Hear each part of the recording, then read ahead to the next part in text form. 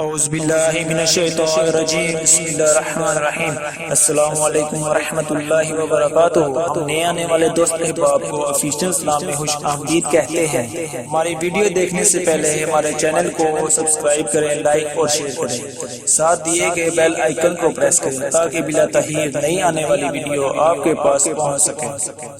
نبوت سے پہلے نبی پاک صلی اللہ علیہ وآلہ وسلم کی زندگی مبارک۔ آپ صلی اللہ علیہ وآلہ وسلم اچھے اخلاق کے مالک تھے۔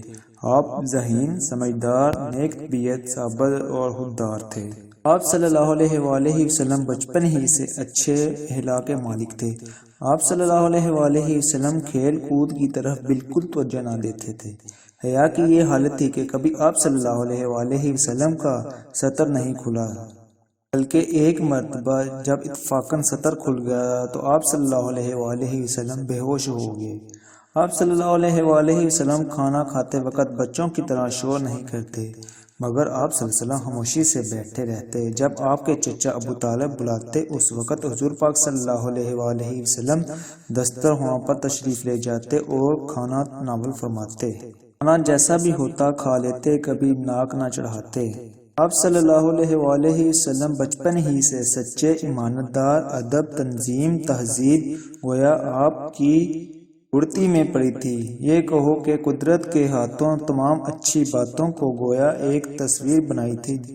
جب سے آپ صلی اللہ علیہ وآلہ وسلم سمجھدار ہوئے، اسی وقت سے قوت بازو سے کمال کر بسر کرنے کا شوق تھا۔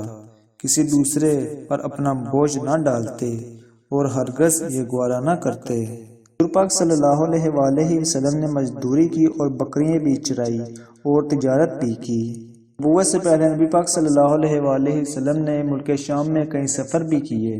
نبی پاک صلی اللہ علیہ وآلہ وسلم کی عمر مبارک 12 سال تھی تو آپ صلی اللہ علیہ وسلم کے چچا ابو طالب تجارت کی غرض سے شام جانے لگے۔ حضور پاک صلی اللہ علیہ وسلم کو بھی ساتھ لے گئے۔ حضور پاک صلی اللہ علیہ وآلہ وسلم بچپن ہی سے بہترین اخلاق کے مجسمہ تھے۔